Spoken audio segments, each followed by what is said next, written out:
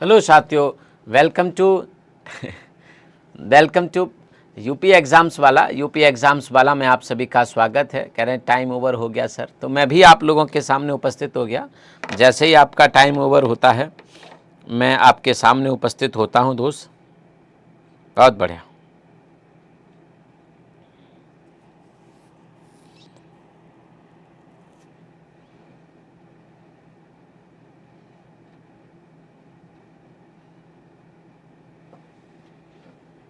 चलिए।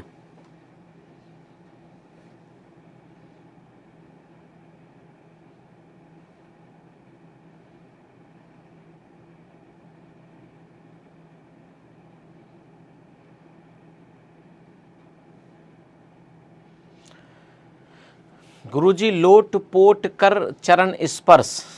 भाई लोट पोट कर चरण स्पर्श है तो इतनी बार थोड़े ना होता है। फिर मान लिया आपकी बात मैंने। आज बहुत अच्छी चीज़ें हम लोग पढ़ने वाले हैं, तो आप सभी लोग आ जाओ। क्लास को पसंद भी कर देंगे हमारे सभी विद्यार्थी। और लोट पोट कर चरण स्पर्श करने की आवश्यकता दोस्त नहीं है भाई। ए भगवान, लोट पोट के चरण स्पर्श करते हैं ये, इनको कैसे समझाऊं मैं। पीडीएफ अब मैं आपको किस पे दे देता हूं दोस्त, आपको पता ही है। पीडीएफ अब मैं आपको टेलीग्राम पे ही दे देता हूं। जैसे परसों की दी, कल की नहीं दी है, कल की अभी दे दूंगा, क्लास में ही दे दूंगा कल की, और फिर आज की क्लास के बाद दे दूंगा, है ना। तो टेलीग्राम पे आप लोग जुड़ जाओ। टेलीग्राम पे आपको पीडीएफ मिल जा रही है आराम से, तब तक जब तक आप ऐप पे पीडीएफ अपलोड नहीं हो पा रही है। ठीक है भाई।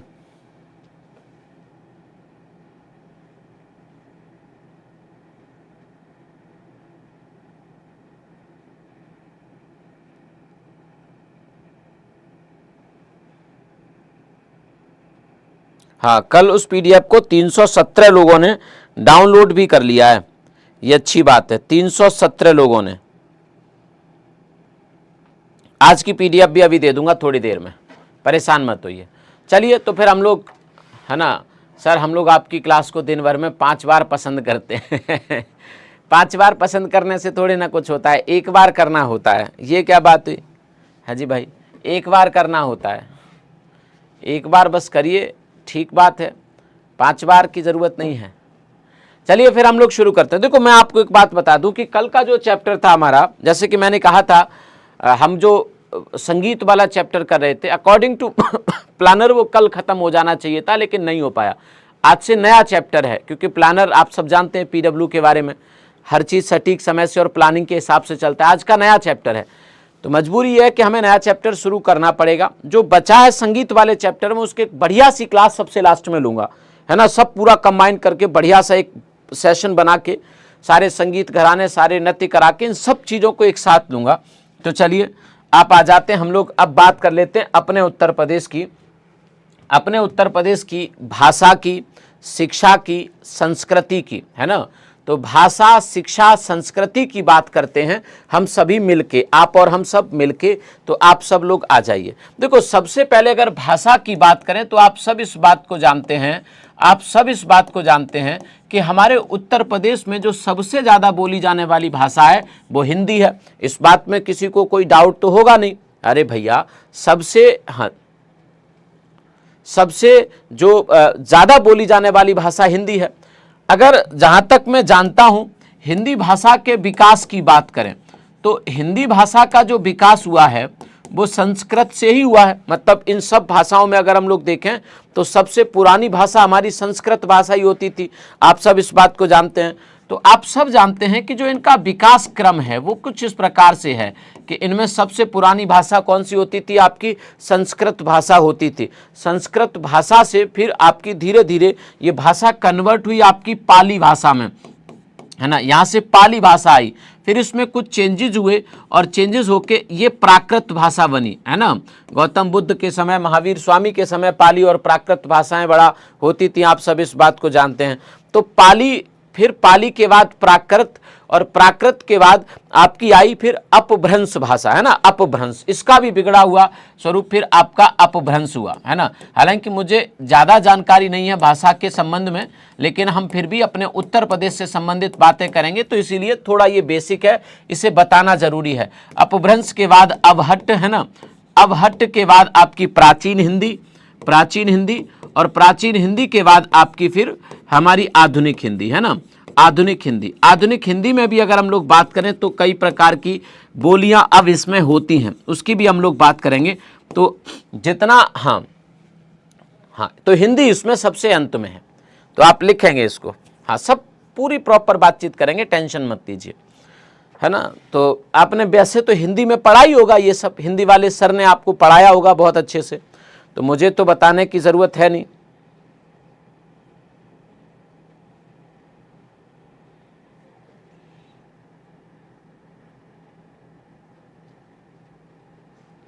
चलिए, तो आप लोग इसको लिख लेंगे, है ना।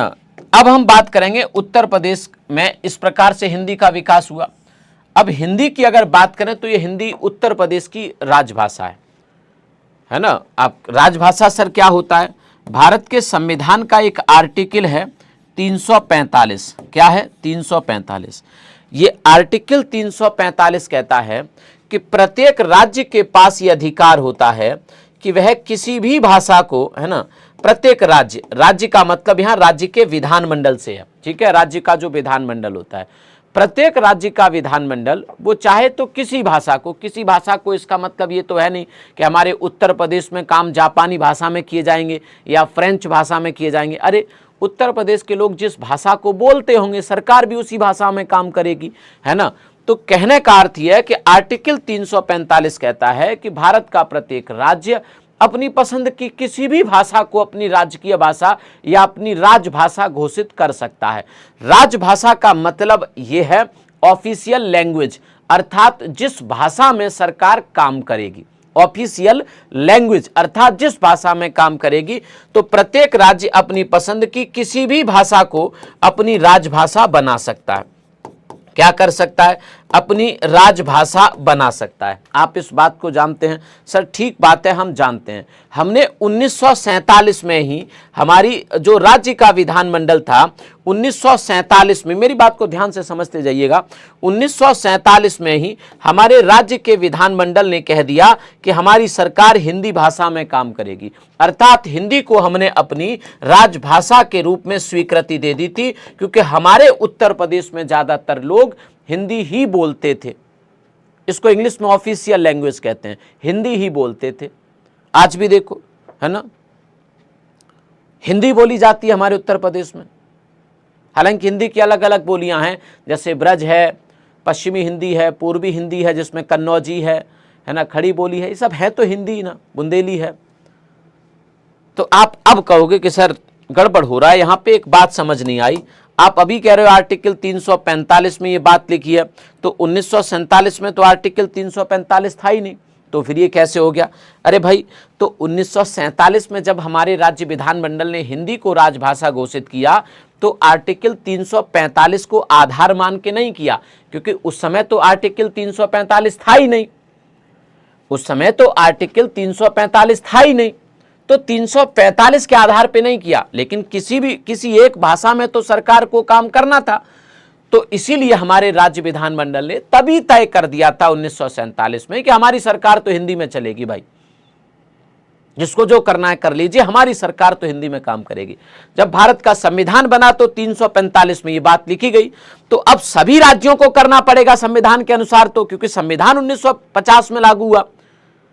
तो फिर हमने 1951 में हमारे राज्य विधानमंडल ने, ये बात आपको नहीं पता होगी, हमारे राज्य विधानमंडल ने 1951 में विधि पारित करके हिंदी को राजभाषा संविधान के अनुसार घोषित कर दिया। पहले संविधान से नहीं था, है ना, तो विधि के अनुसार, है ना, हिंदी को राजभाषा घोषित हमने 1951 में कर दिया, हिंदी को राजभाषा। आप कहोगे सर ये तो पहली बात हमने बात सुनी, बिल्कुल सही बात है, हिंदी हमारी राजभाषा अकॉर्डिंग टू कॉन्स्टिट्यूशन की शक्ति को इस्तेमाल करते हुए 1951 में घोषित हुई है। समझ रहे हैं बात को। अब इसको राजभाषा घोषित कर दिया गया 1968 में, 1968 में 26 जनवरी 1968 को उत्तर प्रदेश राज्य सरकार ने, है ना, एक नोटिफिकेशन निकाल दिया कि आज से उत्तर प्रदेश सरकार के सारे काम हिंदी भाषा में किए जाएंगे, मतलब कंपलसरी कर दिया, है ना, हिंदी को राजभाषा के रूप में, हिंदी को सरकारी कामकाज के रूप में अनिवार्य बना दिया। सरकारी कामकाज के लिए, है ना, कामकाज के लिए अनिवार्य बना दिया। अब आप देखते होंगे जैसे सरकार का कोई ऑर्डर आए, सरकार का कोई आदेश आए, या सिंपल आपकी भर्ती का नोटिफिकेशन आता है, जैसे हम बार बार नोटिफिकेशन आपको यहाँ पे कराते हैं कि देखिए आ गई यूपी SSSC की वैकेंसी, देखिए ये परीक्षा की तिथि घोषित कर दी गई, देखिए यूपी कांस्टेबल का इंतजार हुआ खत्म। हमारे जैसे बहुत सारे टीचर यूट्यूब पे 1-2 लाख लोग ऐसे कर ही रहे। तो वो जो नोटिफिकेशन लेके आते हैं वो कौन सी भाषा में होता है? संस्कृत में नहीं, इंग्लिश में नहीं, हिंदी में होता है, क्योंकि ये कंपलसरी है कि सरकारी डिपार्टमेंट हिंदी में नोटिफिकेशन जारी करें। 1968 से कंपलसरी है, उससे पहले तो इंग्लिश में भी कर देते थे जारी, अब उनको कहा नहीं हिंदी कंपलसरी है। आप समझ रहे हैं इस बात को? तो लिख लीजिए। लेकिन उत्तर प्रदेश में लोगों की संख्या को देखते हुए, लोगों की भावनाओं को देखते हुए एक और भाषा को ऑफिशियल लैंग्वेज घोषित कर दिया, क्योंकि उत्तर प्रदेश में उर्दू भाषा को बोलने वाले लोग भी ठीक ठाक हैं, काफ़ी सारे हैं। तो 1989 में, है ना, 1989 में उर्दू को राजभाषा घोषित किया, है ना, उर्दू को द्वितीय राजभाषा, उर्दू को द्वितीय राजभाषा घोषित कर दिया। तो हमारे उत्तर प्रदेश की 2 राजभाषाएं हैं, एक हिंदी है, एक उर्दू है। लेकिन आप याद रखिएगा ये अनिवार्य नहीं है सरकारी कामकाज के लिए, इसीलिए कोई भी नोटिफिकेशन आपको उर्दू में देखने को नहीं मिलता है। अगर ये भी अनिवार्य हो तो नोटिफिकेशन फिर दोनों भाषाओं में देखने को मिलेंगे, हिंदी में भी मिलेगा और इंग्लिश में, उर्दू में भी मिलेगा। अब चूंकि ये कंपलसरी नहीं है हमारे उत्तर प्रदेश में, तो इसीलिए इस भाषा में आपको देखने को नहीं मिलता है। समझ गए बात को आप लोग? सर मैं तो समझ गया, ये मेरा बगल वाला नहीं समझ रहा है, तो बगल वाले को समझा दो जल्दी से। हाँ जी, चलिए लिख लीजिए। ये कब हुआ था? 26 जनवरी, अभी बोला था मैंने, 26 जनवरी 1968 को। लिख लीजिए इसको। चलिए, हाँ, इसको अनुशासनहीनता माना जाएगा अगर कोई विभाग हिंदी में नोटिफिकेशन जारी नहीं करता तो उस पर कार्रवाई हो जाएगी। ठीक है, लिख लीजिए।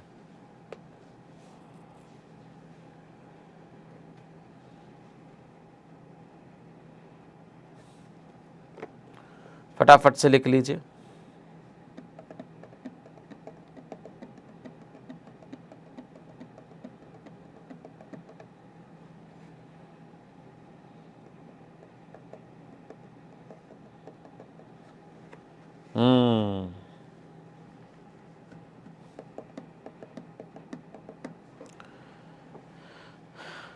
चलिए अब लिखेंगे यहाँ पे उत्तर प्रदेश में बोली जाने वाली कुछ बोलियां, है ना, उत्तर प्रदेश की प्रमुख बोलियां, की प्रमुख बोलियां, है ना, प्रमुख बोलियां या भाषाएं एक तरह से। इसमें सबसे पहली है एक पश्चिमी हिंदी। हमारे यूपी की बात कर रहे हैं भाई, बहुत महत्वपूर्ण है, प्लीज़ आप इसे लिखना कॉपी पे, फिर याद करना।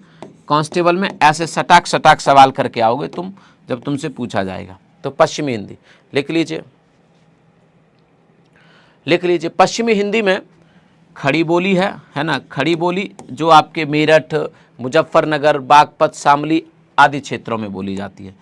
इसे खड़ी बोली, है ना, कहते हैं। इसका श्रेय जो है, इसके उत्पत्ति का श्रेय या इसको विकसित करने का जो श्रेय है वो अमीर खुसरो को दिया जाता है। इसको कौरबी भी कहते हैं। क्या कहते हैं इसको? कौरबी। कहाँ बोली जाती है ये? हमारे पश्चिमी उत्तर प्रदेश में, पश्चिमी हिंदी, है ना। इसके क्षेत्र कौन कौन से हैं तो लिखेंगे क्षेत्र है इसका, जैसे मेरठ है ना, मुजफ्फरनगर है, मुजफ्फरनगर है, तो आप इसको याद रखेंगे, मुजफ्फरनगर है, बागपत, शामली जैसे क्षेत्रों में और हरियाणा के क्षेत्रों में आपका ये बोली जाती है। मेन रूप से आपसे बस यही पूछा जाएगा कि खड़ी बोली का क्षेत्र उत्तर प्रदेश में कौन सा है। बुंदेलखंड है, पूर्वी उत्तर प्रदेश है, तराई है या पश्चिमी उत्तर प्रदेश है, तो आप कह दीजिएगा कि पश्चिमी उत्तर प्रदेश में आपकी भाषा बोली जाती है। इसके साथ साथ पश्चिमी हिंदी में ही आपकी ब्रज भाषा शामिल है ना। ब्रज भाषा पश्चिमी हिंदी का ही की बोली है और ये आपके ब्रज क्षेत्र में, ब्रज का मतलब है भाई जैसे आज का मथुरा है, हाथरस है, आगरा है, एटा है, कासगंज है, ये ब्रज क्षेत्र में आते हैं, है ना। तो इन क्षेत्रों में आपकी ब्रज भाषा बोली जाती है, तो आप लोग इसको लिख लीजिएगा। और ये पश्चिमी हिंदी का ही हिस्सा है, कोई दिक्कत आपको हो तो बता दीजिए। पश्चिमी हिंदी। इसके बाद बुंदेली, है ना, बुंदेली भी आपके पश्चिमी हिस्से का पश्चिमी हिंदी का ही हिस्सा है, और ये बुंदेलखंड में आपकी बोली जाती है। कहाँ पर दोस्त? बुंदेलखंड में, है ना। इसके बाद कन्नौजी, कन्नौजी, है ना, ये आपके कन्नौज फर्रुखाबाद क्षेत्रों में बोली जाती है, तो इसको भी लिख लेंगे, कन्नौजी भी, है ना, कन्नौजी भी। इसी में एक हरियाणा की हरियाणवी या बांगरू है, बांगरू भाषा, पश्चिमी हिंदी की एक बोली है बांगरू, जो कि हरियाणा में ज़्यादा बोली जाती है, हरियाणा में, ठीक है। इसको लिख लीजिए भाई।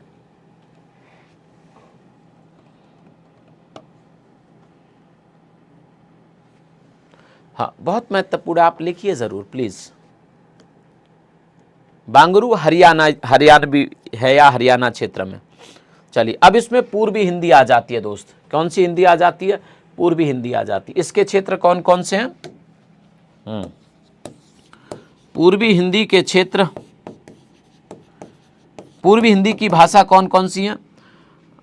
जैसे कि आपकी बघेली है ना, बघेली जो आपकी मिर्ज़ापुर, सोनभद्र, इसके आसपास जो भाषा बोली जाती है, वो भी तो आपकी इसी पूर्वी हिंदी की है ना।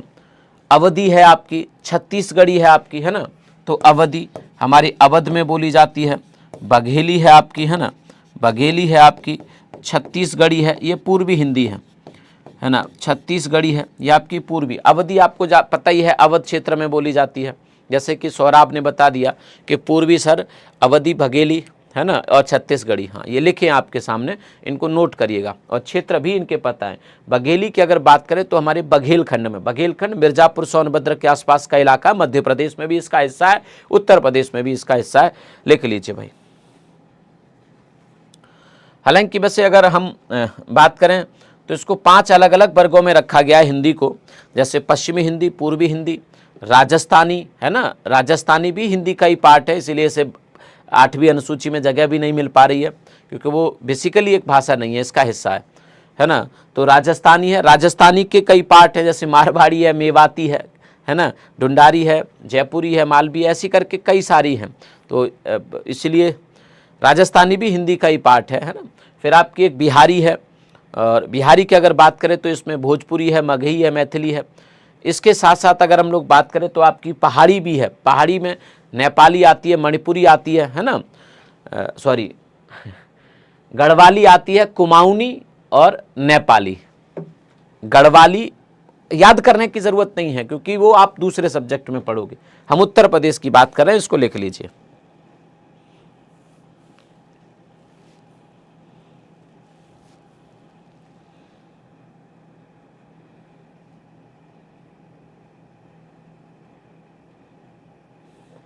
लिख लीजिए सभी बच्चे। हाँ, किसी का कोई डाउट हो यहाँ तक तो पूछ लीजिए। सारा कुछ मैंने बता दिया है आपको हमारे उत्तर प्रदेश से संबंधित। ये आपको कंटेंट बहुत अच्छा है और बहुत महत्वपूर्ण है जो मैं आप लोगों को यहाँ पे पढ़ा रहा हूँ, तो इसीलिए से पढ़ते ज़रूर हैं भाई।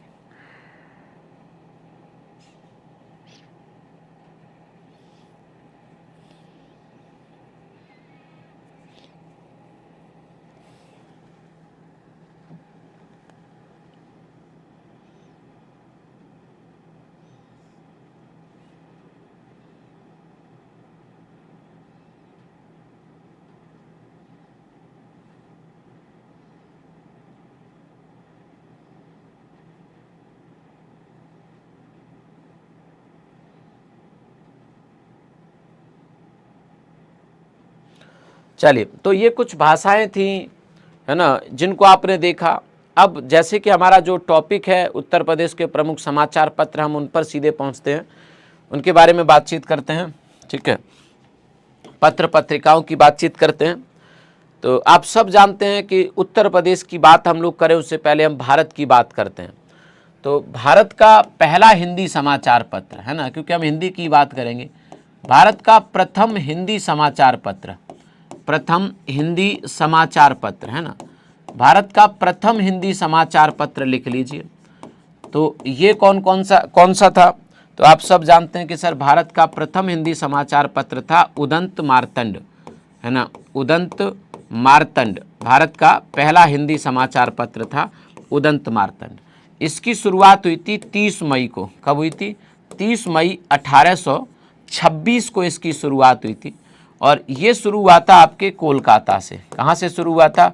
कोलकाता से इसकी शुरुआत हुई। 30 मई 1826 को इसकी शुरुआत हुई थी, कोलकाता से इसकी शुरुआत हुई, पहली बात। दूसरा, इसके संपादक होते थे जुगल किशोर शुक्ल। कौन थे इसके संपादक की अगर हम लोग बात करें तो इसके संपादक थे भाई जुगल किशोर शुक्ल, है ना, जुगल किशोर शुक्ल इसके संपादक थे। लिख लीजिए, जुगल किशोर शुक्ल। जुगल किशोर शुक्ल सर कहाँ से थे? तो आप इसको जानते हैं कि सर जुगल किशोर शुक्ल हमारे उत्तर प्रदेश से ही थे, उत्तर प्रदेश के कानपुर से थे। ये पूछा जाता है कई बार और पूछा भी गया है, तो इसको लिख लीजिए। ये पूछा जाता है कई बार और पूछा भी गया है, फटाफट से आप लोग इसको लिख लीजिए। हाँ जी,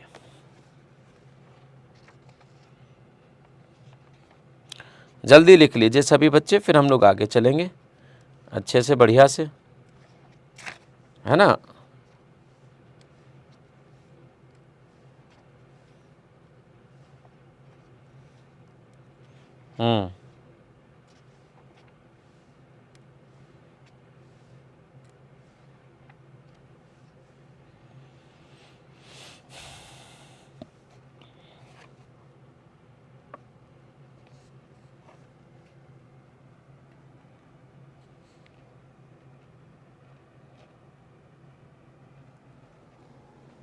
चलिए लिख लीजिए, 5 मई होगा, 30 मई, 30 मई होगा मेरे ख्याल से। बाकी चलो एक बार चेक कर लेंगे, आप कहते हो 5 मई है तो ठीक है, मेरे ख्याल से 30 मई होगा। लिख लीजिए अभी पहले। हाँ जी, पंडित जुगल किशोर शुक्ल जो कि हमारे कानपुर से थे। अरे मैं हिंदी का ज्ञाता नहीं हूं भाई, कल भी ये बात बोली थी। तुम मुझे फंसाना चाहते हो हिंदी में।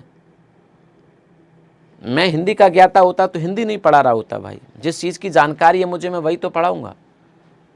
हैं, फिर देखिए मास्टर गलत पढ़ा रहा है, बच्चों का कर रहा है कैरियर खराब, हैं, कल ही फिर ऐसे कहोगे। हाँ 30 मई है, मुझे जहाँ तक पता है 30 मई है, ठीक है। तो भाई हिंदी के सवाल आप मुझसे ना पूछिए। सर आप जो पढ़ा रहे हो वो मैंने बुक से पढ़ा है, बहुत बढ़िया बात है, फिर तो अच्छी बात है भाई। तो भारत का प्रथम हिंदी समाचार पत्र क्यों नहीं मिलेगा भाई? मैंने भी कहाँ से पढ़ा, मैंने भी तो बुक से ही पढ़ी हैं सारी चीज़ें। चलिए तो भारत का पहला, अब हम बात अगर उत्तर प्रदेश की करेंगे, अब ये भी यहाँ पे भी सवाल वैसे तो यूपी जीके का ही मान लीजिए, क्योंकि ये उत्तर प्रदेश से थे जुगल किशोर शुक्ल, उत्तर प्रदेश के कानपुर से।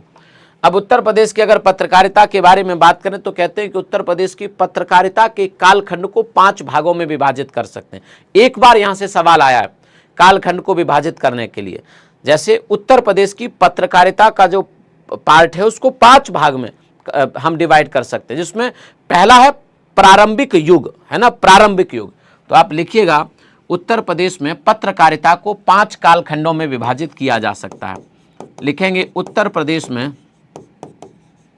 पत्रकारिता को, आप परेशान मत होइए कौन सा समाचार पत्र कब शुरू हुआ, कहां से प्रकाशित हुआ, ये तो मैं आपको पीडीएफ दे ही दूंगा, पहले समझ लीजिए। पत्रकारिता के कालखंड को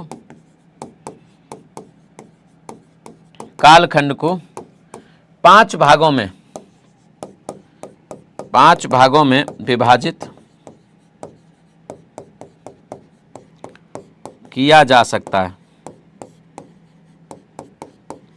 ना, 5 भागों में विभाजित किया जा सकता है, 5 भागों में विभाजित किया जा सकता है ना, 5 भागों में विभाजित किया जा सकता है। कौन कौन सा? प्रारंभिक युग, है ना, प्रारंभिक युग,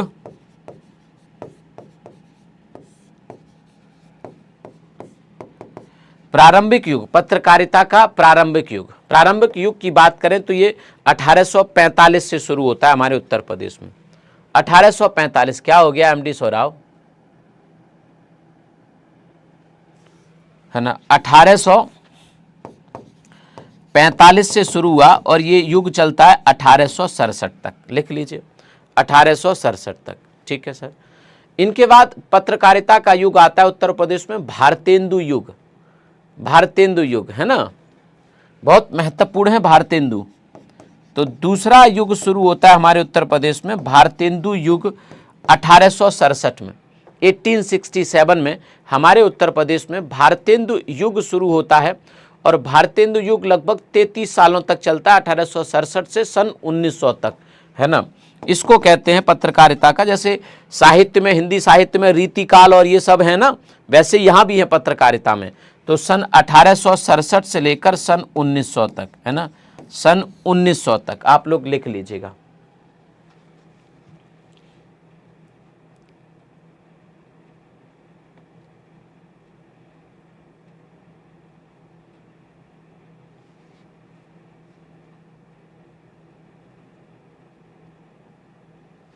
ठीक है ना।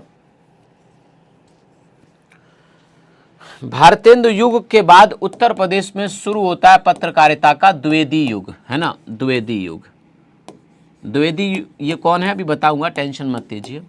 इनका 1900 से 1920 तक, है ना, 1900 से 1920 तक लिख लीजिए भाई, 1900 से 1920 तक द्विवेदी युग।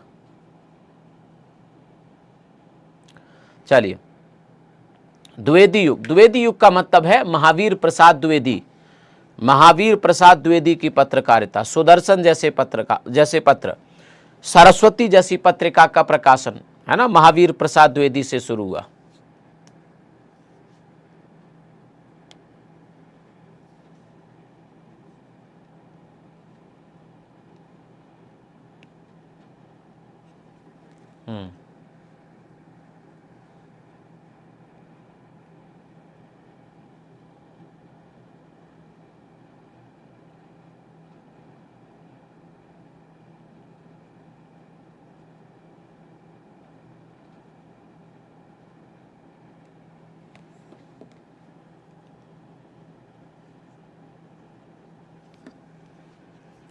चलिए,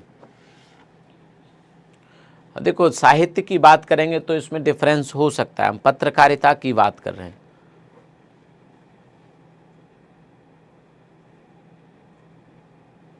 समझ रहे हैं, हम पत्रकारिता की बात कर रहे हैं। अब द्विवेदी युग के बाद आता है आपका छायावाद या गांधी युग, है ना, गांधी युग 1920 से 1947। गांधी जी ने भी बहुत सारी, है ना, पत्रिकाएं शुरू की थी, है ना, गांधी युग, गांधी युग। कुछ लोग कहते हैं, जैसे अभी कह रहे हैं 1850 से, उसको प्रारंभिक में ही रखते हैं। जब आप प्रारंभिक नहीं पढ़ोगे या प्रारंभिक कैटेगरी अलग नहीं बनाओगे तो कह सकते हो कि सर भारतेंदु युग 1850 से 1900 तक चला। लेकिन शुरुआती 22 साल प्रारंभिक युग में अगर रख दी जाए, जो कि हैं, क्या है 38 है गुरुजी, 47 नहीं, मैं समझा नहीं बेटा, आप क्या कह रहे हो 47 मतलब क्या। चलिए, तो आप इसको लिखेंगे, ये 1920 से, गांधी जी के युग की बात करें तो ये 1920 से लेकर 1947 1947 तक लिख लीजिए अपनी कॉपी पर। 1947 तक माना जाता है गांधी युग, और 1947 के बाद स्वतंत्रता के बाद की पत्रकारिता, उसको ऐसे कह सकते हैं कि स्वतंत्रता के बाद की पत्रकारिता, लिख लीजिए।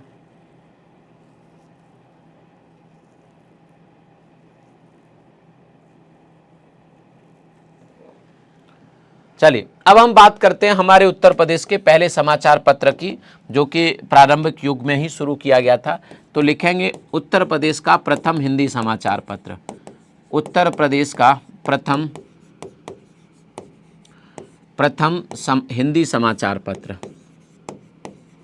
प्रथम हिंदी समाचार पत्र, उत्तर प्रदेश का प्रथम हिंदी समाचार पत्र। और वो कौन सा है, तो उत्तर प्रदेश का प्रथम हिंदी समाचार पत्र, है ना।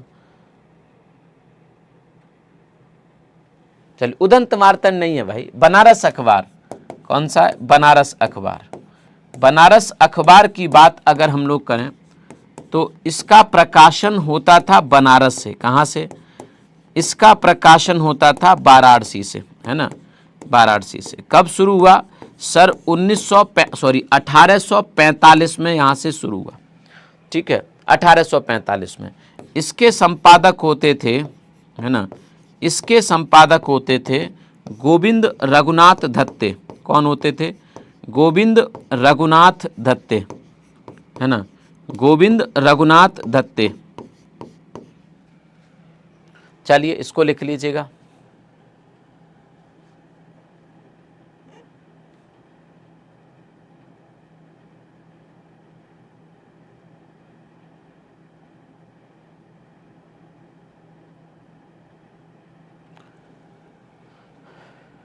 चलिए, गोविंद रघुनाथ दत्ते। बाकी अगर हम लोग बात करें इनके संपादक किसकी मदद से, तो शिव प्रसाद सितारे हिंद, राजा शिव प्रसाद सितारे हिंद, शिव प्रसाद सितारे हिंद, राजा शिव प्रसाद सितारे हिंद, इनकी मदद से ये समाचार पत्र शुरू हुआ था हमारे उत्तर प्रदेश में। क्लास को सभी लोग पसंद कर देंगे, है ना, तो इसको लिख लीजिए, बहुत महत्वपूर्ण है, यहाँ से सवाल बनता है।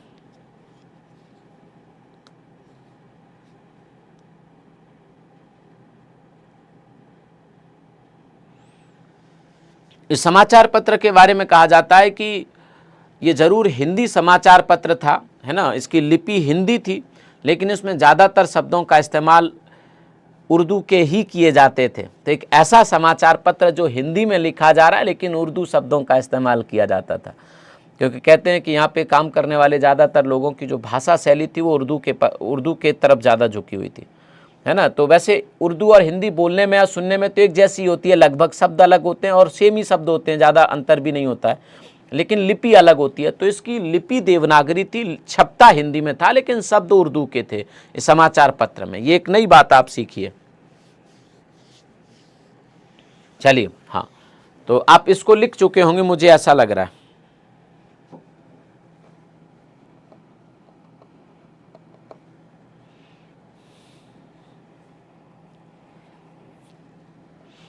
चलिए, अब इसके 5 वर्षों के बाद एक और समाचार पत्र की शुरुआत हुई 1855 में, 1850 में, सॉरी माफी चाहूंगा, 1850 में एक और समाचार पत्र की शुरुआत हुई जिसका नाम था सुधाकर। कई बार पूछा गया है कि सुधाकर समाचार पत्र की शुरुआत कब हुई, है ना, और इसके संपादक कौन थे? तो इसके संपादक थे तारा मोहन मिश्र, है ना, इसके संपादक थे तारा मोहन मिश्र,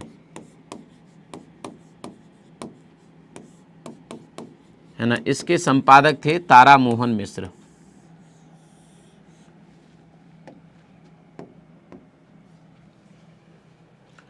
इसके संपादक थे तारा मोहन मिश्र।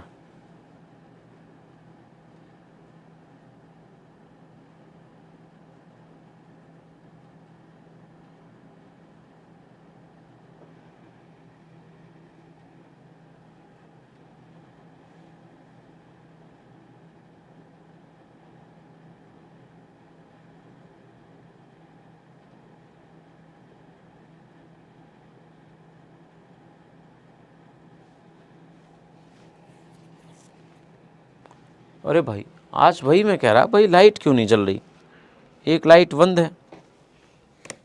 वही मैं कह रहा यार कि बच्चों को तुमने बोला भी नहीं। अब थोड़ा ठीक लगा क्या? नहीं लगा, अभी भी नहीं लगा है। इस स्टूडियो की ना थोड़ी लाइट की प्रॉब्लम है, कहीं से भी ये वाइट दिखता है, कहीं से भी लाइट का रिफ्लेक्शन आता है इसमें।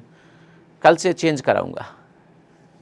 चलिए, तो आप लिखेंगे तारा मोहन मिश्र, 1850 में ये शुरू हुआ था। एक और अगला समाचार पत्र है जो 1852 में शुरू हुआ था, ये भी बड़ा इंपॉर्टेंट है, जिसे बुद्धि प्रकाश कहते हैं, है ना, बुद्धि प्रकाश कहते हैं। तो 1852 में शुरू हुआ हमारा बुद्धि प्रकाश, आप लोग लिख लीजिएगा। और बुद्धि प्रकाश प्रकाशित होता था आगरा से। कहाँ से? आगरा से। तो आप लोग इसको लिख लीजिएगा, ये आपका आगरा से प्रकाशित होता था, ठीक है। हाँ जी,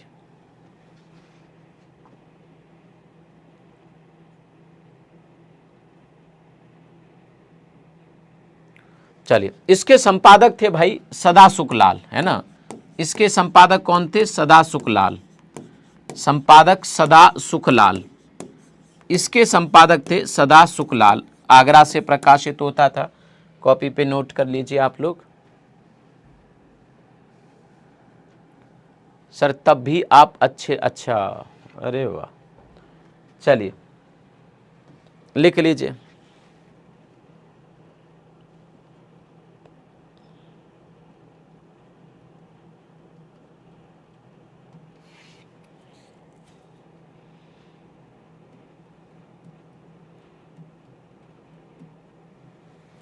अठारह सौ 65 में एक समाचार पत्र शुरू हुआ जो बड़ा इंपॉर्टेंट था, है ना, तत्वबोधिनी। पिछले ही किसी एग्जाम में पूछा गया है, तत्वबोधिनी 1865 में, जो कहते हैं कि ब्रह्म समाज के सिद्धांतों पर आधारित था। और ये शुरू हुआ था आपके बरेली से। कहाँ से? बरेली से, है ना, ये आपका छपता था बरेली से। चलिए, तो 1865 में तत्वबोधिनी, और ये आपका छपता था कहाँ से भाई? बरेली से। और इसके संपादक कौन थे? आपका कमेंट्स आ रहा है, इसके संपादक थे गुलाब शंकर। इसके संपादक थे गुलाब शंकर। ये भी बड़ा इंपॉर्टेंट है, तत्वबोधिनी कई बार पूछा गया है परीक्षाओं में, लिख लीजिए। गुलाब शंकर, ये शुद्ध हिंदी भाषा का था, शुद्ध हिंदी भाषा का समाचार पत्र था तत्वबोधिनी। आप लोग इसको लिख लीजिए। हाँ, बढ़िया से आप लोग नोट्स बनाइए, मजा आएगा जब आप नोट्स को बाद में पढ़ेंगे तो।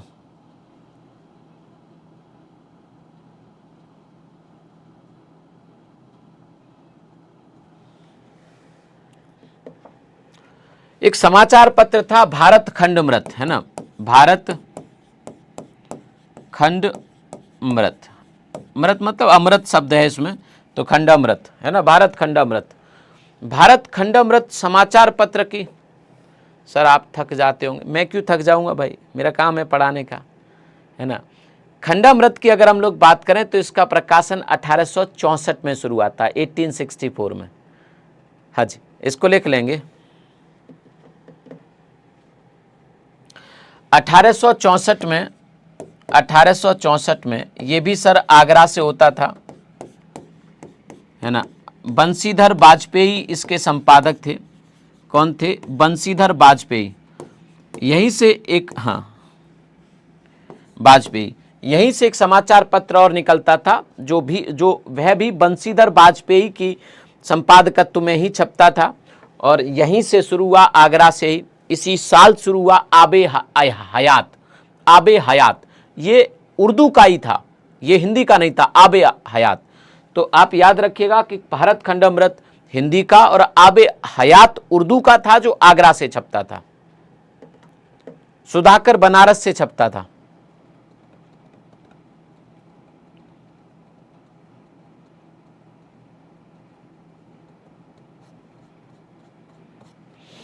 चलिए, भारतेंदु जी ने 1867 में 15 अगस्त 1867 को एक कवि वचन सुधा, कई बार पूछा गया है कवि वचन सुधा, कवि वचन सुधा समाचार पत्र की शुरुआत की थी भारतेंदु जी ने, है ना, भारतेंदु। और ये भी उन्होंने वाराणसी से शुरू किया, कवि वचन सुधा। लिखो बालको फटाफट से, काशी से या वाराणसी से? हाँ, अभी उर्दू पे नहीं आया हूं, जब उर्दू पे पहुंचूंगा तो उर्दू की बात भी करूंगा। ये काशी से, कवि वचन सुधा की बात करें भाई तो काशी से। मैं थोड़ा पीछे हो जा रहा हूं, आप लोग देखिए। ये मासिक समाचार पत्र था, इसे भी लिखी दूं क्या? ये मंथली था, अर्थात महीने में एक बार छपता था, है ना। लिख लीजिए फटाफट से।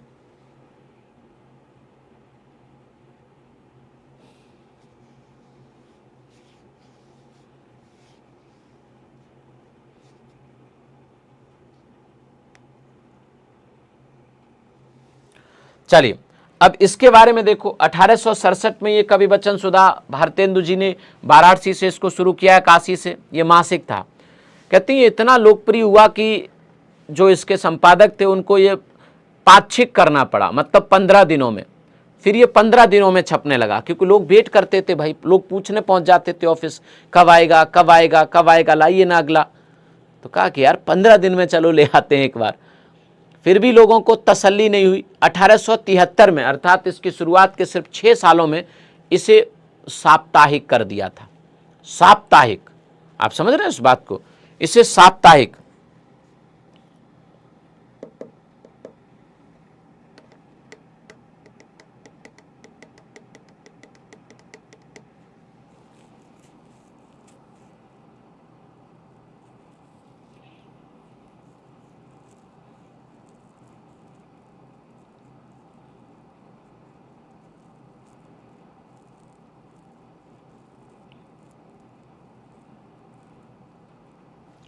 चलिए फिर आगे एक मैगजीन आई, हरिश्चंद्र मैगजीन, है ना, आगे आई हरिश्चंद्र मैगजीन।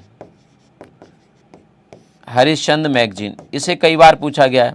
हरिश्चंद्र मैगजीन की बात करें तो ये आपकी भारतेंदु जी से ही प्रकाशित होती थी, मतलब वही इसके संपादक थे। और इसका प्रकाशन शुरू हुआ था, हिंदी भाषा की थी, इसका प्रकाशन शुरू हुआ 1873 में, ठीक है, 1873, है ना। भारतेंदु हरिश्चंद्र ही इसके संपादक थे, भारतेंदु हरिश्चंद्र इसके संपादक थे, हरिश्चंद्र इसके संपादक थे। वाराणसी से प्रकाशित होती थी, इसको लिख लीजिए।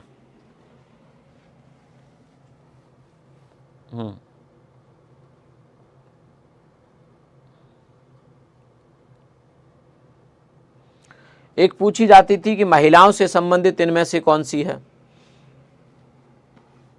है ना। तो एक पत्रिका थी जो महिलाओं से संबंधित थी, एक पत्रिका थी जो महिलाओं से संबंधित थी, जिसे बाल बोधिनी बोलते हैं ना, महिलाओं से संबंधित थी, बाल बोधिनी बोलते हैं। और बाल बोधिनी का प्रकाशन शुरू हुआ था, ज़्यादा कुछ नहीं पूछा जाएगा, बस आप याद रखिए महिलाओं से संबंधित कौन सी थी। और इसका प्रकाशन 1874 में, 1874 में इसका प्रकाशन शुरू हुआ दोस्त।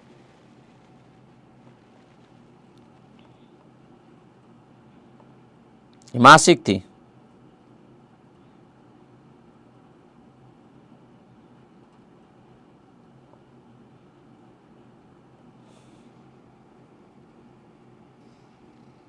हाँ जी, लिख लीजिए इसको, मासिक थी।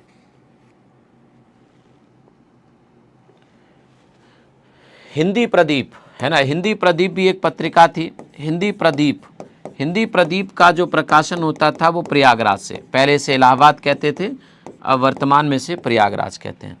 तो हिंदी प्रदीप को आप याद रखिएगा। और इसका प्रकाशन शुरू हुआ 1877 को, 1877 को, है ना। इसके संपादक थे बालकृष्ण भट्ट। तो 1877 संपादक थे बालकृष्ण भट्ट, बालकृष्ण भट्ट इसके संपादक थे। इसको भी नोट कर लीजिए कॉपी पे, बालकृष्ण भट्ट, है ना, 1877 में। सुप्रिया ने एकदम सही बोला है।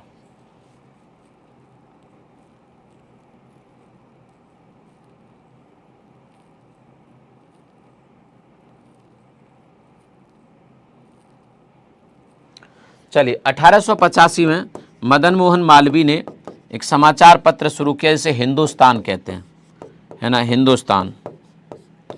1885 में मदन मोहन मालवीय ने वाराणसी से ही शुरू किया था उन्होंने, 1885 में हिंदुस्तान। हाँ लिखो जल्दी से कॉपी पे, लिखेंगे जल्दी।